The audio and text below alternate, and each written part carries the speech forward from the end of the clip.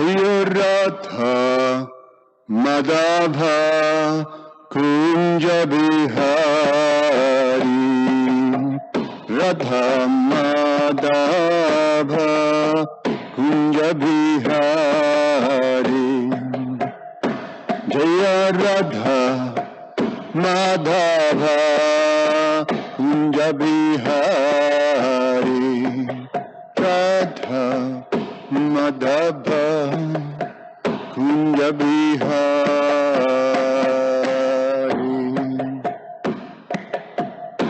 Jaya Gopi Jana Balava Giribharadhari Gopi Jana Balava Giribharadhari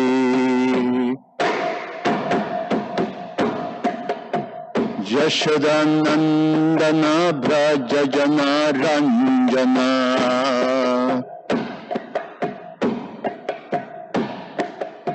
Yashodanandana Braja Jana Ranjana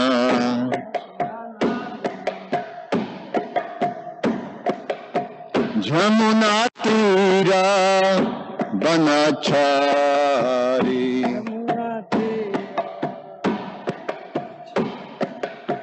Jamuna Tira Banachari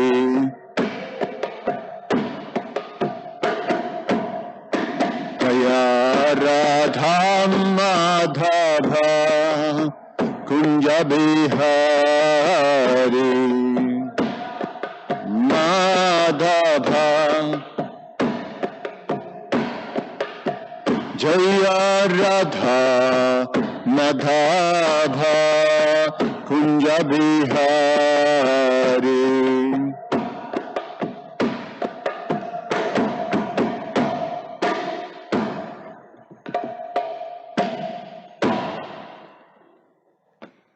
Jayam Vishnupad Paramahansa Parivrajacharya Ashtotarashata Srimad His Divine Grace A.C. Bhaktivedanta Swami Srila Prabhupada Ki Jayam Vishnupad Paramahansa Parivrajacharya Ashtotarashata Srimad His Divine Grace Bhaktisiddhanta Saraswati Goswami Maharaj Srila Prabhupada Ki Ananta Koti Vaishnava Vrinda Ki ISKCON Founder Acharya Srila Prabhupada Ki Grantaraj Srimad Bhagavatam Ki Nitai Gaura Premanandi. Oh, glories to the assembled devotees. Oh, glories to the assembled devotees. Oh, glories to the assembled devotees. Oh, glories to Shishiguru and Shigoranga.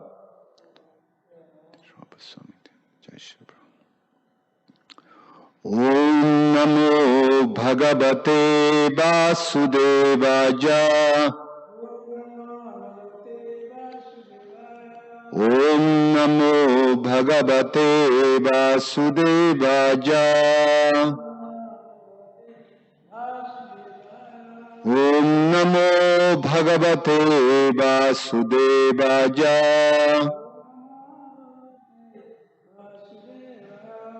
Reading from Srimad Bhagavatam, Canto 10, the Summon Bonum, Chapter 38, Akrura's Arrival in Vrindavan, text number 15.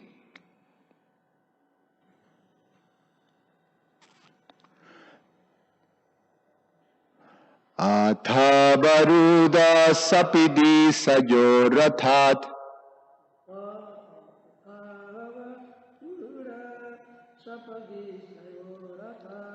Pradhana Pumsam Charanan Swalabhaje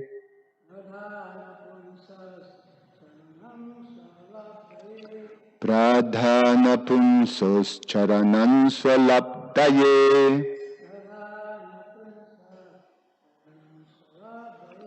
Dijadritan Yogi Virapyaham Dhruvam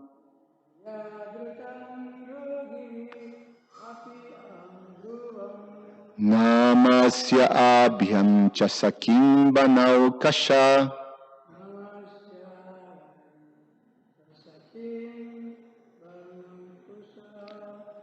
Athavarudha sapadi sayorathat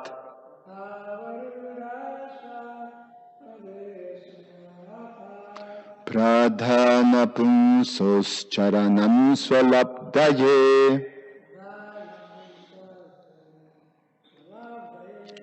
dijadritan yogi virapyaham drubham namasya abhyam cha sakim banau kasha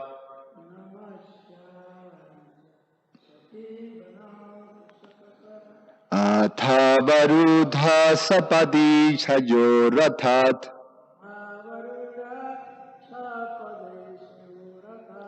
pradhana punsos charanan swalabdhaye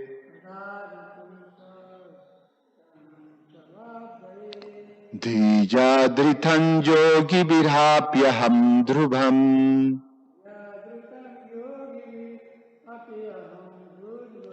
namasya abhyam cha sakim banau kasha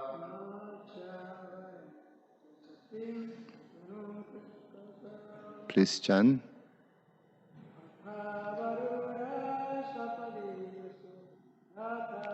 Athavarudha sapadi sayorathat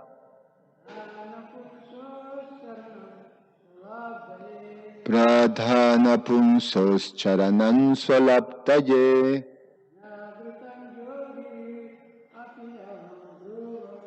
dijadritan yogi virapyaham drubham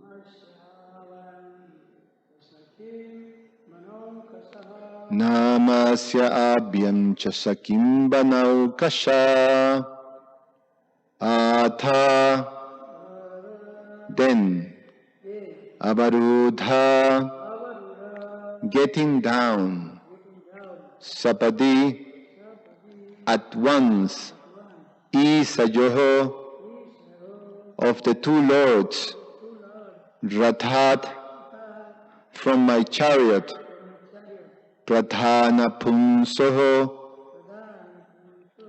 of the Supreme Personalities charanam to the feet swalabdhaye for the sake of self-realization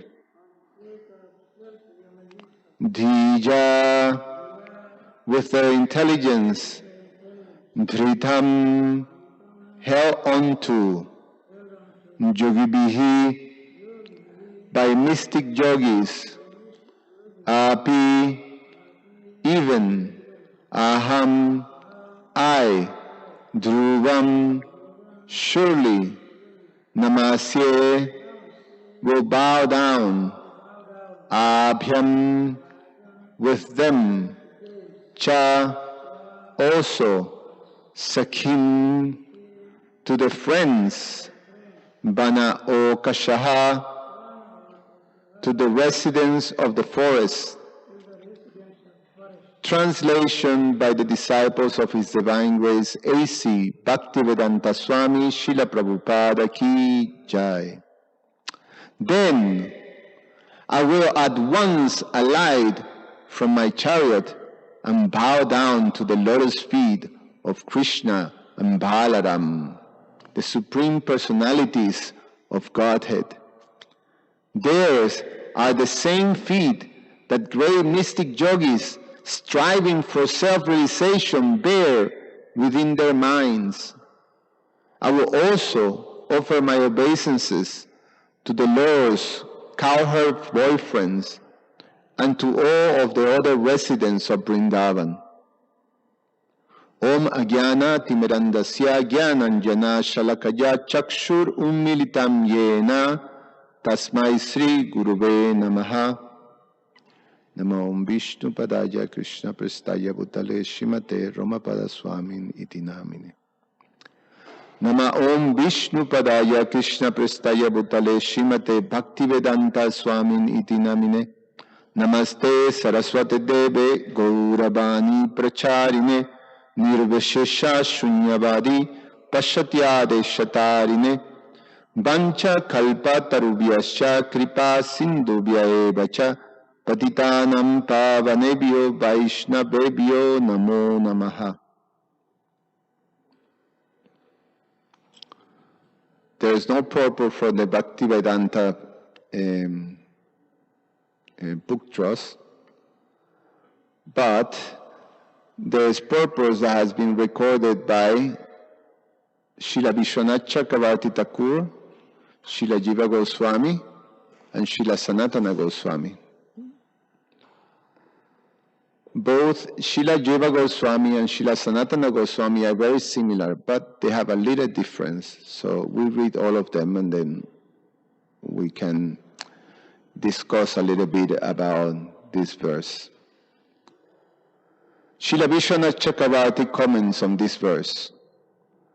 After seeing Krishna and Balaram, I will get down from the chariot and immediately bow down to their lotus feet. Those feet which yogis hold by their intelligence in order to see directly the self, swalabdhaye, I will directly hold. I will also bow down to the companions of Krishna and Balaram, accompany them. I will also bow down to the inhabitants of the forest. So Srila Vishwanath Chakravarti Thakur is paraphrasing and further expanding on Akrura's meditation and thoughts. Srila Jiva Goswami comments on this verse. He develops another desire, being dissatisfied on only seeing the Lord, which is natural for a devotee. I will offer respects, namasye, present, express the near future. Those feet are the object of fixed contemplation, dridham, by repeated, intense reflection, diya, by yogis and atmaramas. What to speak of devotees? For obtaining the Lord, swalabdhaye, I will offer respects to his friends who are present with the two, abhyam, or the friends of the two, abhyam can stand for the possessive anayoho. Quote, your relative and the Yadavas will also be their friends. Why do you also not respect the Yadavas then? The friends of Braja are intimate friends playing with him in the forest. Or, I offer respect not only to the friends, but to all living beings in Vrindavan. This is a particularization of the previous offerings of respect. To that extent, I will go. Quote, that is the meaning expressed by Sridhar Swami with the word iti in his commentary.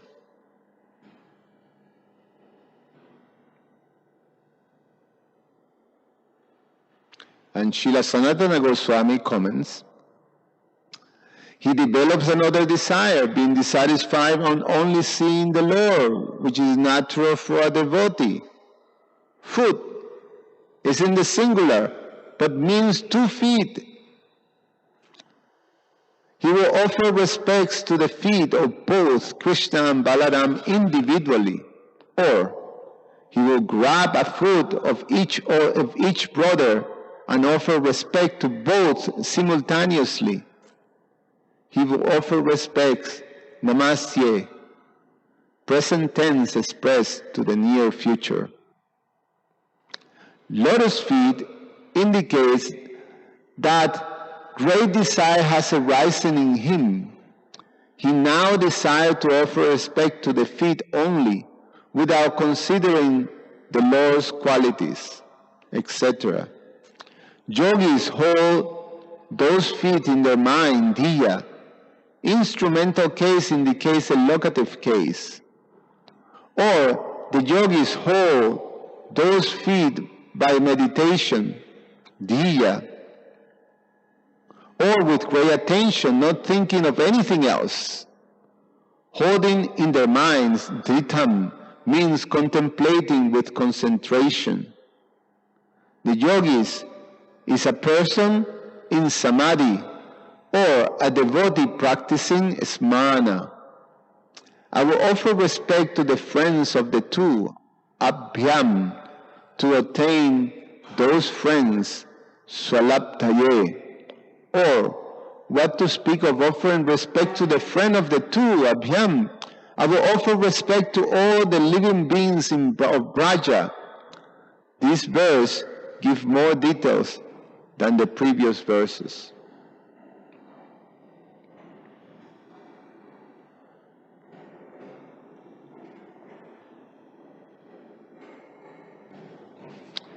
Atha barudha sapadi sajo ratat pradhana punsam charanan salabdhaye dijadritan yogibir apyaham drubham namasya abhyam chashakim banao kasha. Translation again. Then I will at once alight from my chariot and bow down to the lotus feet of Krishna and Balaram, the Supreme Personalities of Godhead. Theirs are the same feet that the great yogis and mystics, striving for self-realization, bear within their minds. I will also offer my obeisances to the Lord's cowherd boyfriends and to all the residents of Vrindavan.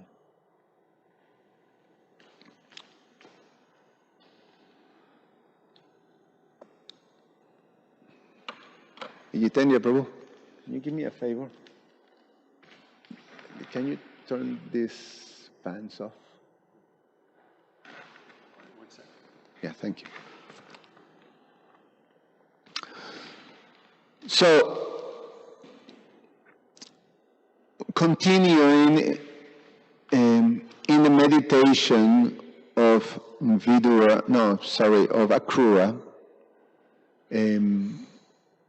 as he enters Vrindavan, his meditation is going more and more intense in the desire and the eagerness to see Krishna and Balaram.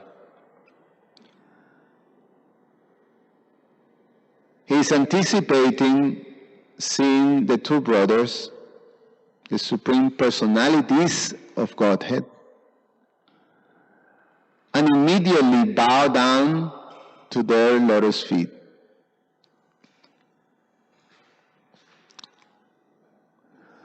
One very important aspect that appears in this verse is that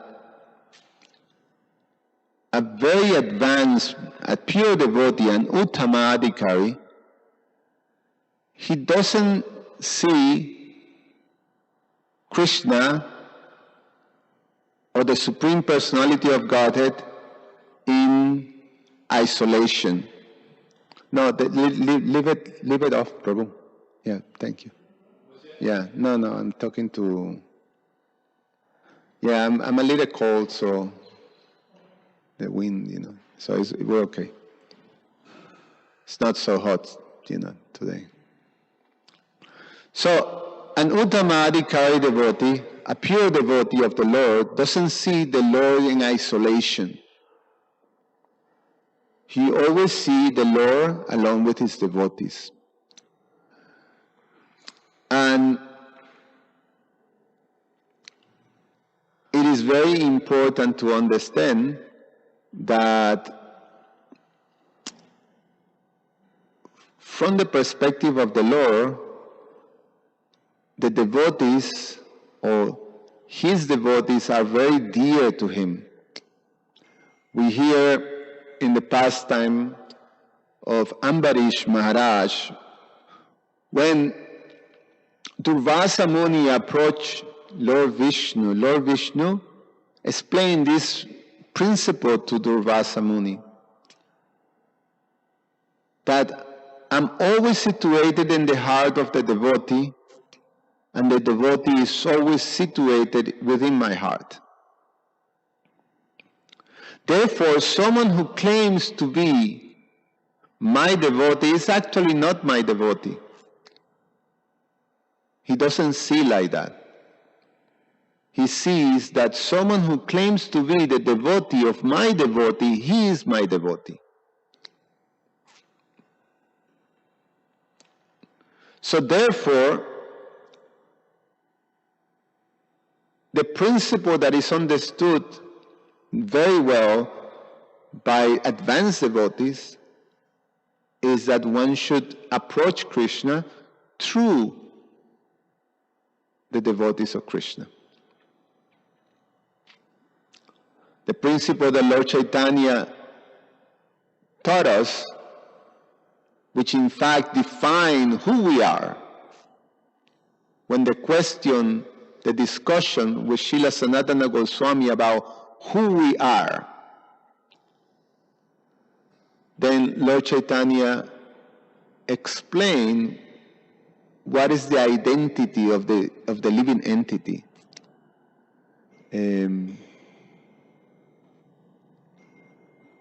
Dasa, Dasa, Dasa, Anudas.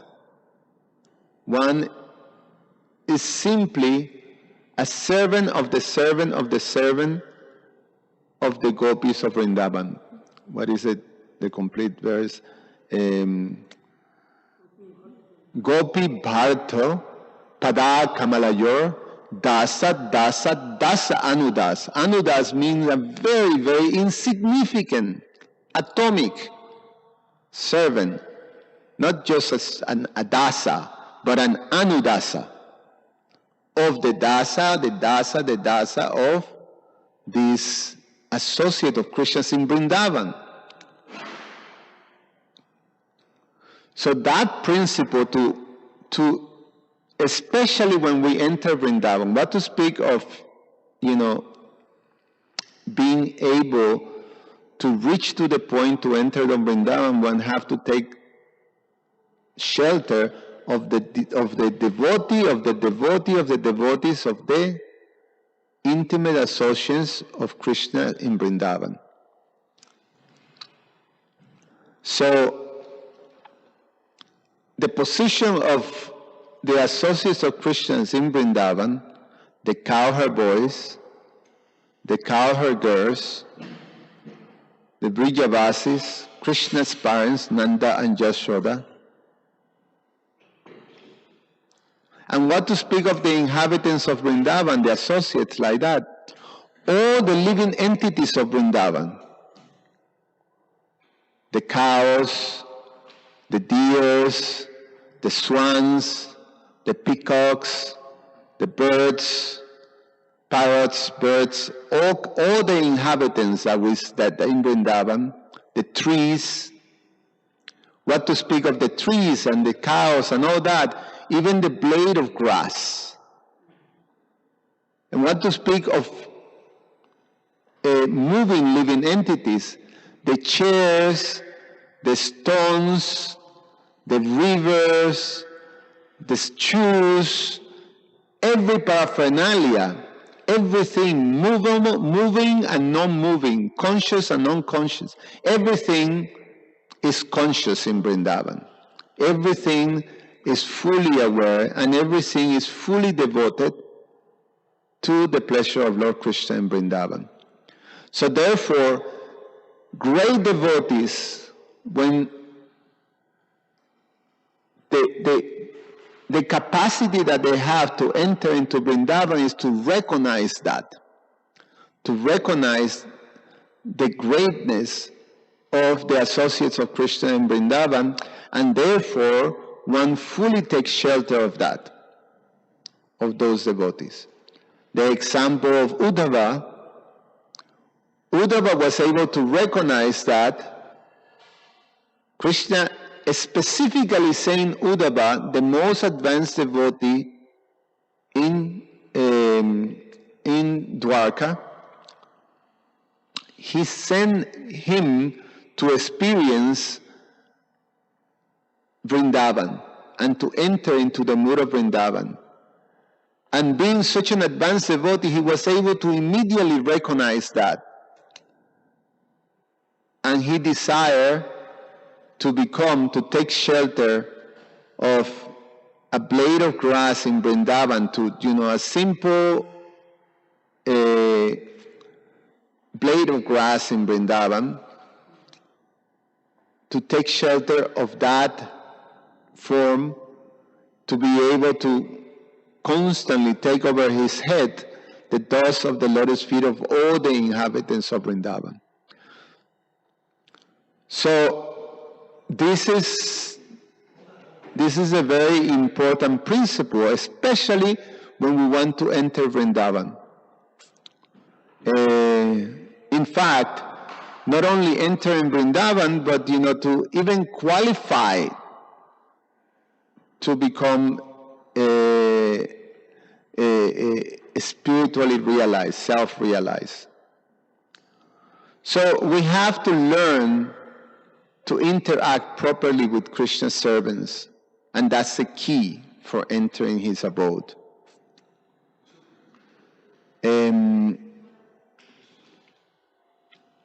Therefore,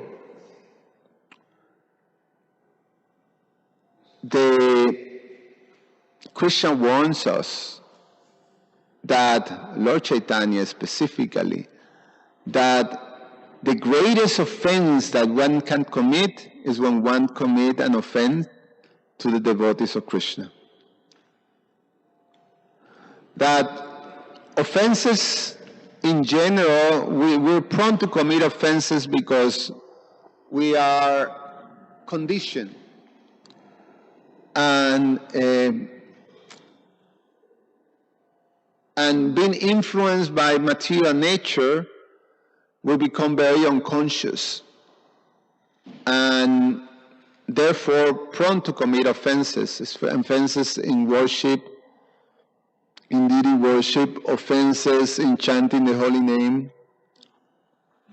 So we're prone to do that, towards Krishna.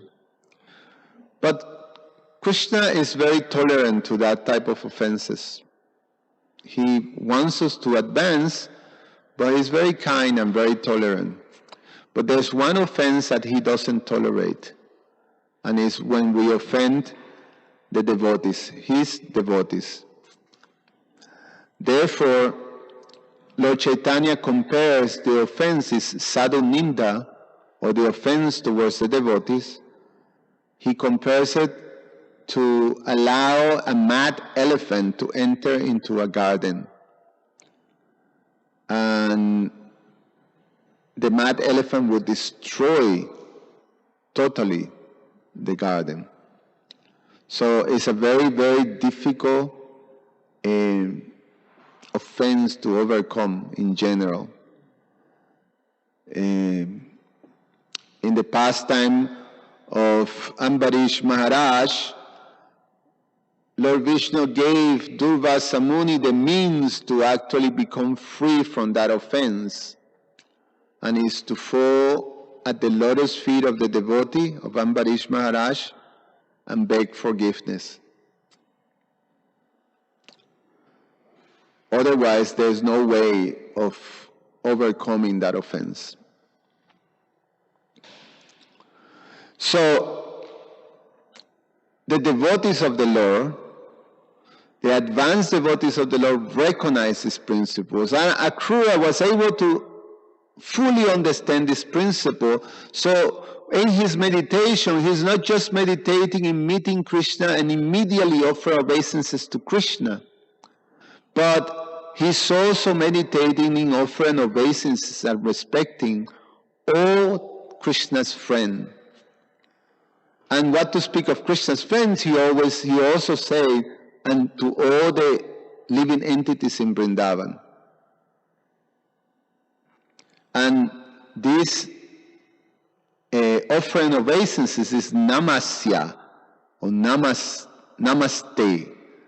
is one basically give one's false ego, one's prostrated oneself, and offers oneself to the lotus feet of all these personalities.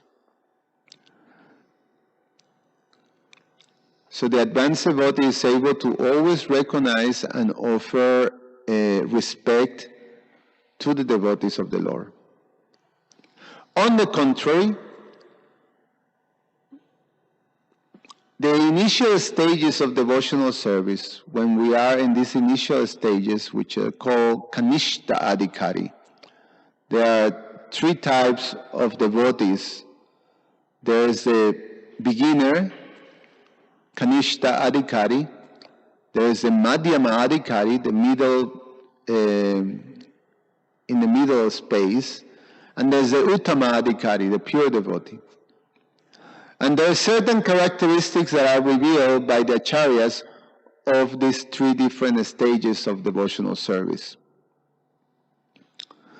The pure devotee, the Uttama Adhikari, he sees everyone in relationship to Krishna. He has this principle of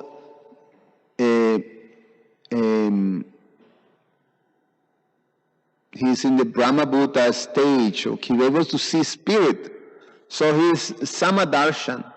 He's Samadarshan. He's someone who can see the spirit soul in an eternal relationship with Krishna in every living entity. The Madhyama Adhikari is still practicing, still cultivating this devotional service in practice. And the Madhyama Adhikari, because of being free from most of the unwanted things within the heart, is able to fully understand or to have proper discrimination. So the Madhyama Adhikari is able to distinguish between devotees and non-devotees, and within the non-devotees he is able to distinguish who is demoniac and who is innocent. So he can discriminate. And a Madhyama also is able to properly relate with different classes of devotees. Why is this? Because the Madhyama have freed themselves from most of the influence of the false ego and unwanted anarthas or misconceptions of the self. They call upadhis, or misconceptions. So he's able to free most of that. It is said that arriving to the Madhyama Adhikari, 75% of that stuff have to go. And then, one is situated in that middle platform. The Kanishta Adhikari is also described as the Prakrita Bhakta, which is still pretty much influenced by the modes of material nature. And one of the characteristics that are described for the Kanishta Adhikari is that the Kanishta Adhikari is very much engaged faithfully in the worship of the deity. But he's not able to properly understand, connect, and honor the devotees of Krishna. There is a tendency of the Kanishta to see things accordingly to the constitution and the nature of the body. It's still influenced by that. And therefore the Kanishta will see things according to the lenses that the particular body that it possesses dictates. And therefore, when there is differences, which is natural in the material world, the Kanishta Adhikari tends to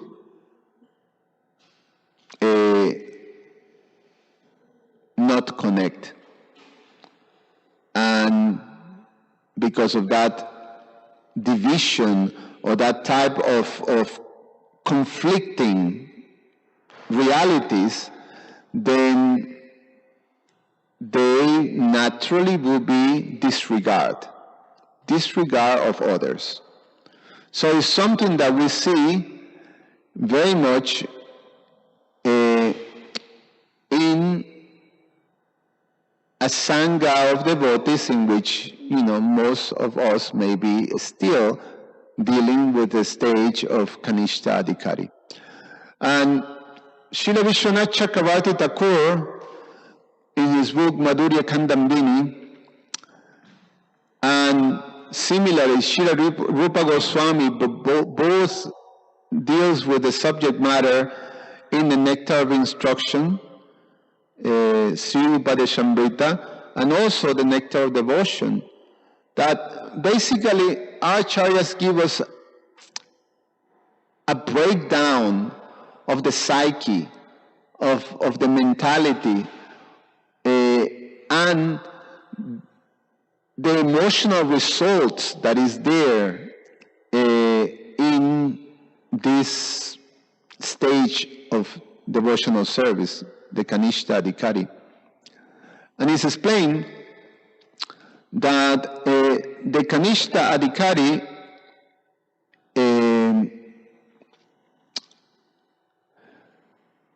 goes all the way from the initial stages of devotion, Shraddha, Sadhu Sangha, Bhajana Kriya, and Anartha Nivritti. Throughout all that, when we come to the Nishta state, is that when we start to move to the Madhyama. But throughout all that, especially through the difficult stage of Anartha Nivritti, possibly the most challenging stage in the progress of devotional life. Because in the Anartha Nivritti, we have to really get into the work of uprooting very deep, unwanted things within the heart. During the Anartha Nivritti is that we try the process to free oneself from the influence of material nature in our behavior, our consciousness.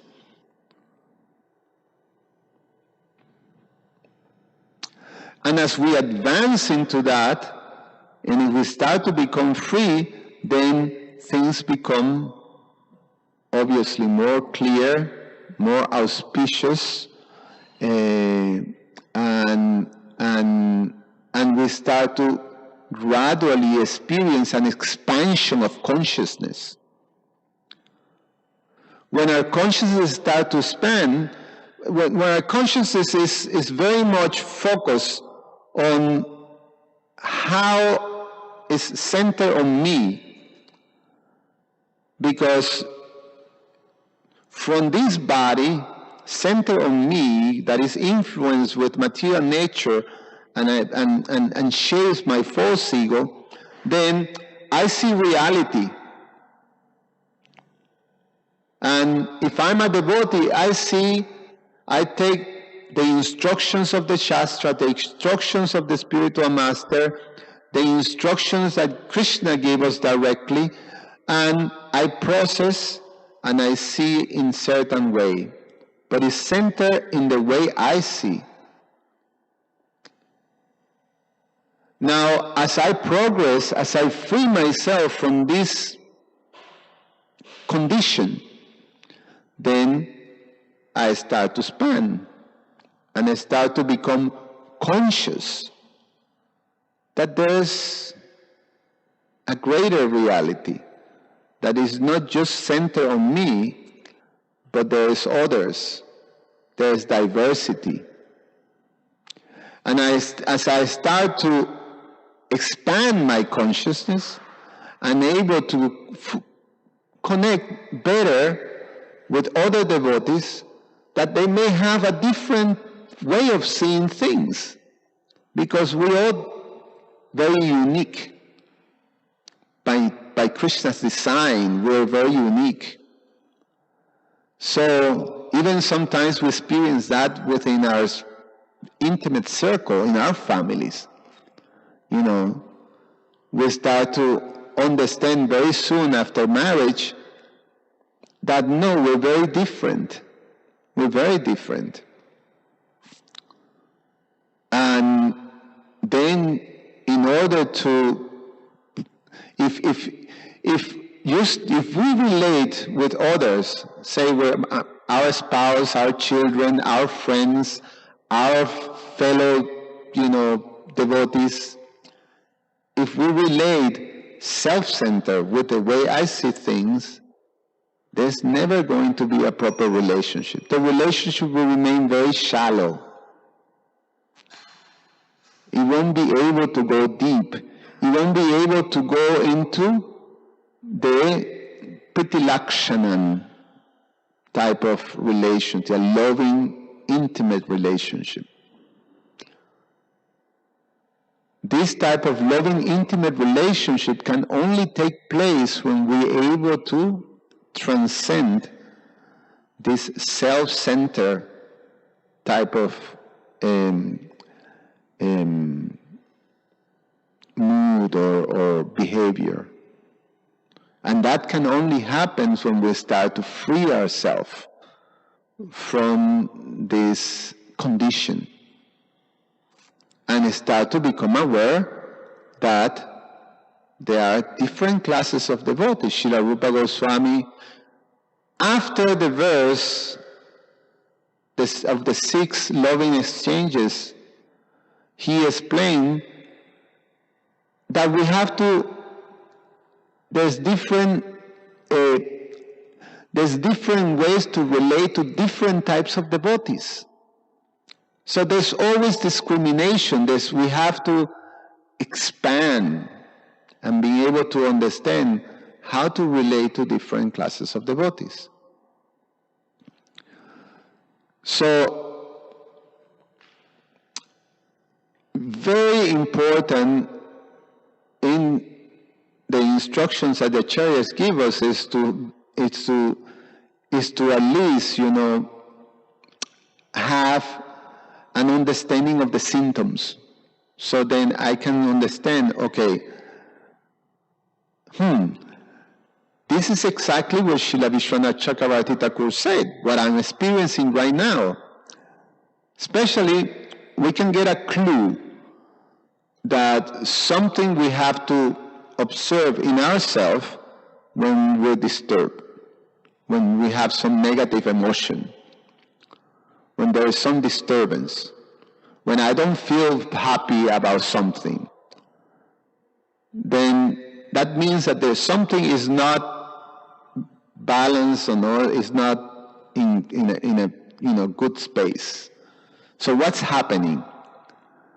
So then if I start to look inside and I can see, okay, yeah, I don't feel happy about this devotee.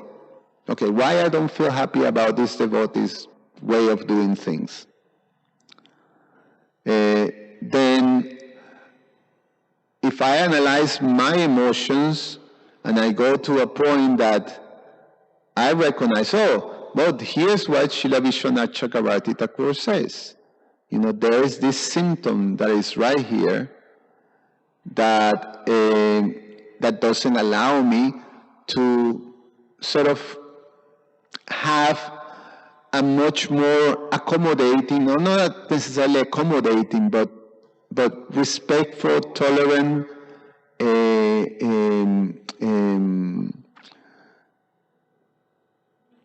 how you say it? It's tolerance, respect, and there's another word escaped me. But to have that type of mood, to understand, someone is going through a particular process, but I'm going through also the same type of process. So I can understand, So therefore, understanding where this person is coming from, then I can be able to accept and tolerate and negotiate in a respectful manner always. So it's an important principle that we recognize that in order to qualify to enter into the space of being in the association, in the spiritual world, in the transcendental space, to qualify, we have to see, we cannot see Krishna separate from his devotees. We have to see from Krishna's perspective. So devotees are very dear to Krishna, and therefore, even if we don't relate, devotees should become dear to us because they're dear to Krishna. So it's a matter of we have to be able to do that. We have to free ourselves from our conditioning that dictates particular bias. And this word bias is a sensitive word. People don't like to be pointed out that there may be some bias. I have that experience with one person who was a manager of the building that we live in. She was working with the company that manages, the maintenance of the building. And we were just, arriving and we're renovating our place, and the thing is took much longer than we were planning. But so it was banging and things like that. The woman downstairs was very sensitive to noise, and she was a little, she was not very balanced person. So she really was hating it. And she made a lot of nitpicking things. We were trying to do things within the building rules. And we were very careful. And this woman was trying to make a case that we were breaking things, but we were not. We were very careful. But she would protest, and this woman, who was the manager, was without even she immediately took what this other woman said, and that was right. She inquired or trying to find out. So then after, so much of that, and this woman harassing us and actually, trying to put some fines, the building have some laws. So then I told the woman, you are being biased. And she freaked. She would say, it was, like the worst thing that, could be said to the woman. And people cannot accept being biased, So, but it is explained that there's two types of bias. There's something that is called explicit bias, which is when one is, externally, grossly expressing some bias,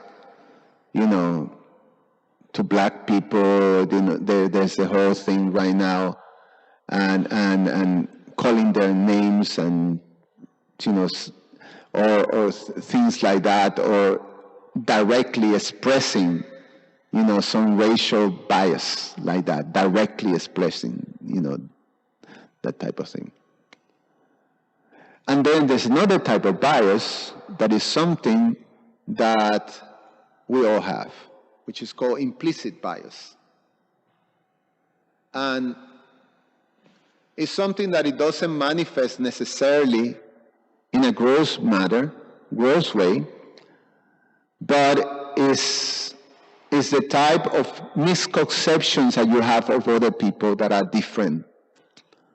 And it's also dictate the way we relate with each other. And is, in general, unconscious. We're not really conscious of being that we're dealing with others according to, our implicit bias. And where is this implicit bias coming? It's coming from my false ego. Because I have a particular way that I see reality. I see this wall as yellow. And then Jitendra Prabhu tells me, yellow? No, it's not yellow. It's off-white or it's beige. So I may think, well, this guy is colorblind, and he is colorblind for me. And I'm going to treat the person as a colorblind person, because I only can accept the reality that I experience. So those who are colorblind, I don't, then I know when it comes to deal with colors, this person is useless. So that's my implicit bias. So these things we have to overcome. We have to expand our consciousness to understand that, yes, for the person who sees a world that is beige, that reality for that person is correct. The reality that I see a yellow wall, for me, is what it is. So now we have to accept that diversity that is there, and we have to work in cooperation with it. So we know that that's when the proper relationship that we have with each other, in terms of respecting each other, in terms of giving space for each other to be and to flourish and to cooperate with each other. In other words, we have to be able to discuss and negotiate a way in which we all can actually flourish. And that's what qualifies us to create a space that is transcendental. It's a space that is Vaikuntha-like. When we don't have that, then you have devotees that are anxious, devotees that are unhappy. You have something that is creating anxiety in devotees. Sometimes we experience that in the temple. Actually, many times we experience that in the temple. You see devotees that are anxious or they're unhappy. That's not so. The atmosphere that we create, it have to reflect the atmosphere of Krishna's temple.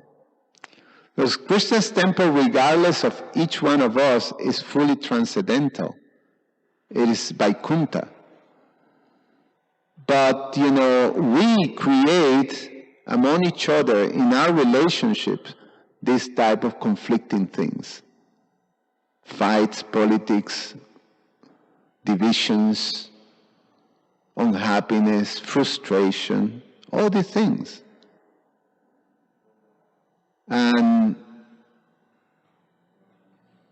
it's the same thing. We can be physically in the temple. We can be physically in Vrindavan. But if we don't have the same mood like Akrura has, we're not here in the temple And the only person that we can actually sort of approach and respect is Krishna and Srila Prabhupada, and neglect each one, and maybe the ones that are my friends, but the other ones who are different, neglect or disregard. That's not Vaikuntha. Then I'm not situated fully and connecting and entering in a transcendental space that this temple is. So that's something that is important to understand. That's an important principle. Okay, I'll stop here. Is there any comments or questions?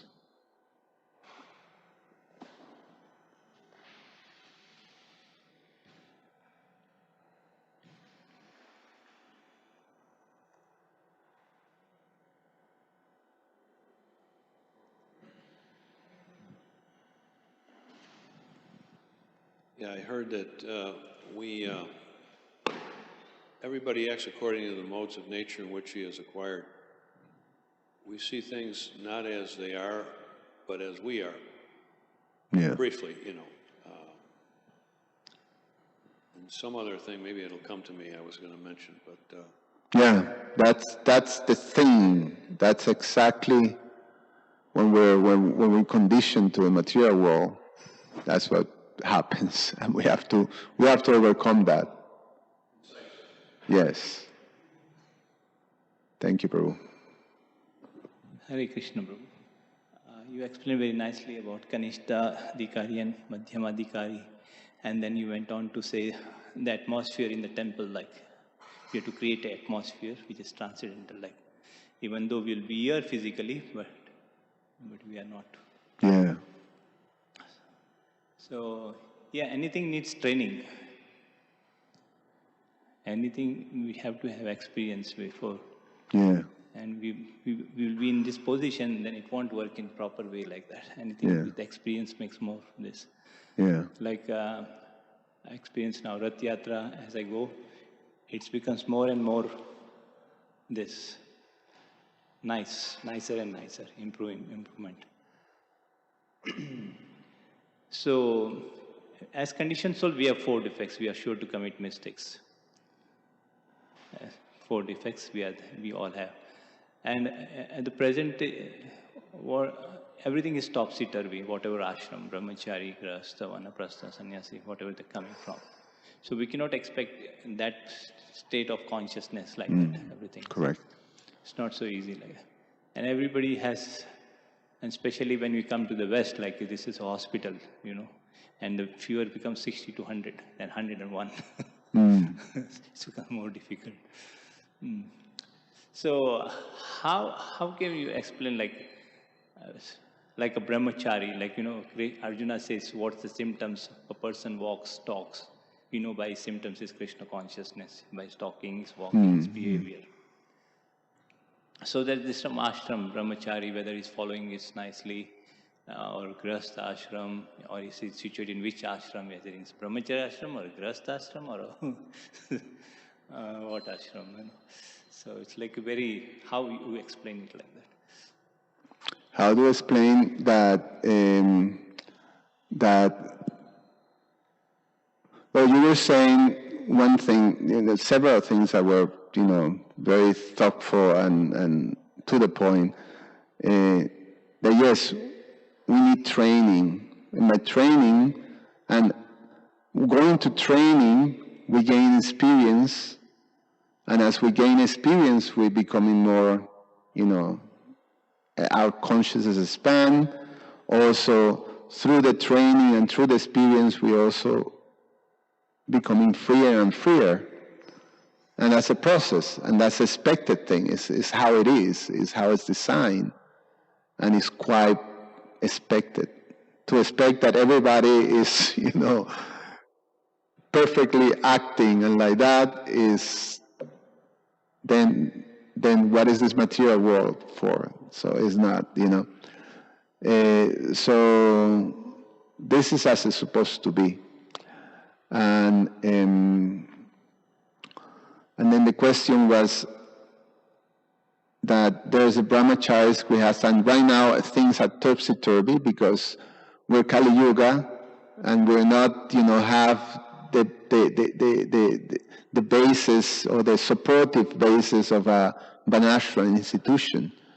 So we basically have to be retrained or take out of uncivilized space of being into a civilized space of being. So, yes, it takes, I would say, patience, like understanding, respecting that everything, and individually and as a group, there's timing for things. We cannot force an elementary school to be on the level of a university. So you allow the elementary school to go through the whole, great gradation and the whole growth within that level, and then the next level and the next level.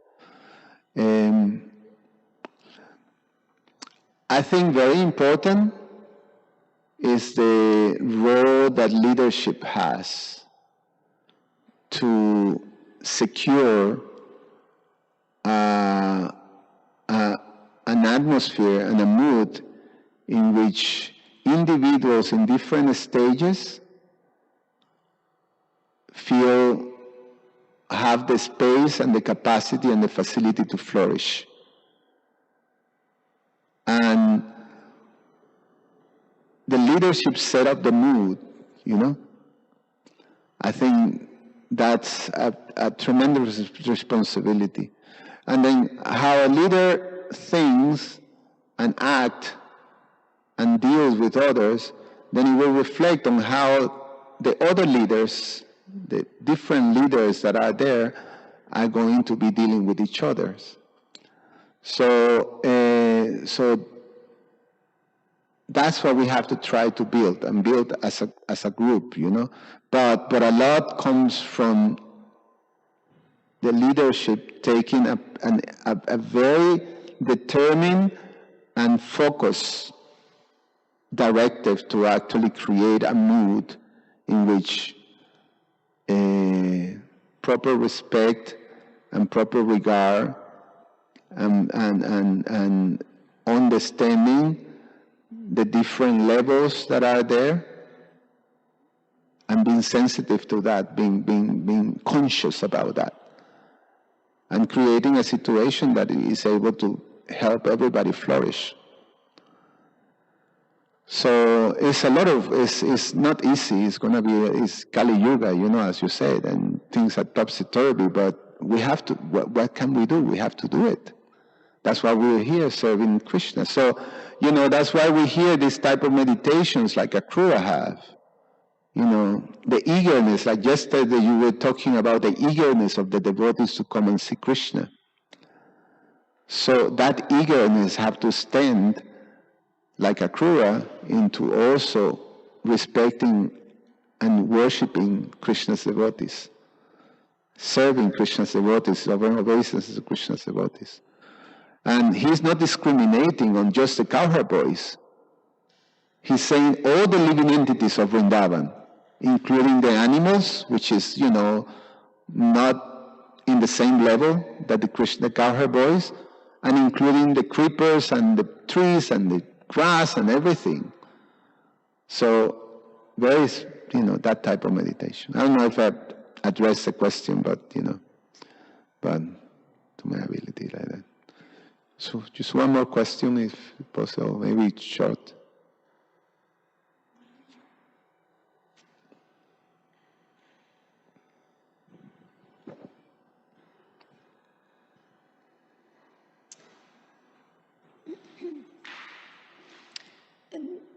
That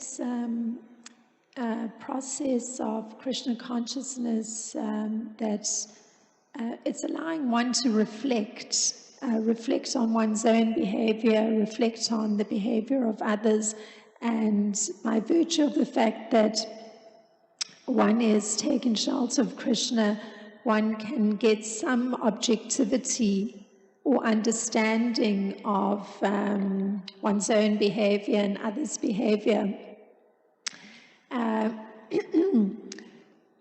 It seems that the reality one holds, a view of a category of people, it seems very natural because the mind needs to categorize, it needs to label in order to make things understandable. So, in a sense, it's having to reorder an internal reality in order to change the way one views persons belonging to certain categories if the mind has already categorized people in a particular way and labeled people in a particular way. So it seems a very challenging thing, even if one's coming into a transcendental setting, to be able to recategorize and reorder the way the mind has been accustomed to have its categories and its labels. It seems a very challenging thing in one sense, and it seems to call for a great deal of reflection. Yeah, Prabhupada was speaking today when we were listening while dressing the deities. It's a lecture that he was giving on Vanashram, on the divisions of society, Chatur Varna, the four divisions of society, and he's explaining that they're natural. The divisions are there, and he designed it himself, so it's perfect. So the difference of diversity is not the problem, and in itself it's just natural to categorize according to particular natures, according to particular inclinations. The difficulty I think that we have is when we're categorizing from center on ourself. So we're categorizing from the perspective of my reality. And I think the challenging thing that we're trying to learn, and what we're trying to learn, is to be able to categorize according to Krishna's reality. From that transcendental reality that sees that there is diversity, but each person is a transcendental soul. So you have the unifying transcendental nature that is behind everything, and at the same time you have the great diversity that is there both in the spiritual world and is also manifested in the material world. So in one sense, we have to become, that's what the word Krishna conscious means. We have to become conscious from the perspective of Krishna, from that transcendental perspective. And that's what is, the quest of life, to become, Krishna conscious, to become self-realized. So it's challenging because that's why in the material world, we have to go through all that process until we become fully Krishna consciousness.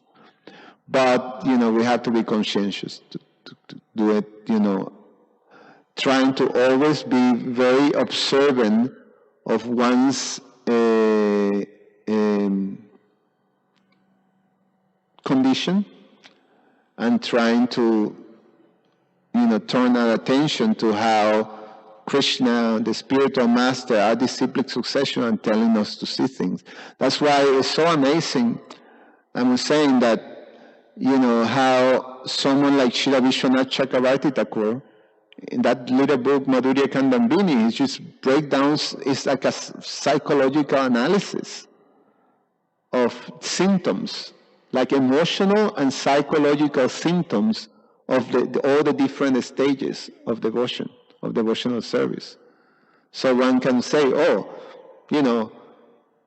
I have this false ego thing, or the Taranga Rangini, I'm really enjoying being praised by the devotees and things like that, and the opulence and, all the things that devotees enjoy, and I'm really riding on that wave. This other there's 6 symptoms that he says of the Kanishta, and one is enthusiasm, full enthusiasm. What is it? Lobha, something, I can't remember the term in Sanskrit, and there's another one that is, you think that then it becomes, the roller coaster on, now I'm so enthusiastic, now I'm not enthusiastic. And then there's another one that you get into the mental space. Should I do this? Should I do that? Should I do this? Should I do that? The indecision. And like that, there's all kinds of symptoms that you can recognize and understand where we're at, So, but, okay. Karunani Prabhu, it's a short one, it's 8:45, but I know you always have something to say, so please. Yes. Thank you. I was thinking that you were mentioning about Madhyama and Kanishta, that Uttama. So Akrura, in this sense, he is contemplating, when I will go there, simultaneously I will have darshan, and at the same time also I will touch his lotus feet. So then I will also pay my obeisances to his friends, his associates, and to all other, you said, animate or inanimate things even in Braja. So that means it shows that Akrura is in state of Uttamadhikari. Right. He's perfect devotee. But how come it happened like that without seeing Krishna and without having association with Krishna? I think, what do you think? How can you explain? And then Akrura got that stage. Like how he got to that stage of perfect.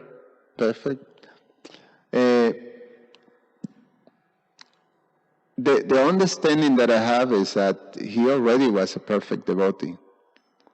He already have full realization, but it's like there is also within pure devotional service, there are different also levels of intimacy, and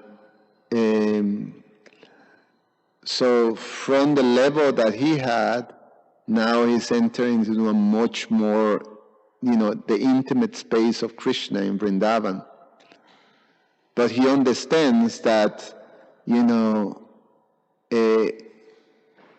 may not be qualified to be in that. So he sees those who are in that space of intimacy, he sees them as worshipable. That, he can offer, his prostrated obeisances, and offer himself to all this. So you see it in many different great personalities. Lord Brahma had the same realization. He wanted to become a simple, bunch of grass, like that. Narada Muni have the same realization. So they're all pure devotees, but then when they come into the space of intimacy of the Lord, that Goloka Vrindavan, they immediately were able to recognize, and that's a meditation. So that's my limited understanding. These are things that are a little over my head, But I would say that, Akrura is an Uttamadhikari, and now he's entering as an Uttamadhikari into greater and greater levels of intimacy with Krishna, indirectly, with Krishna. See.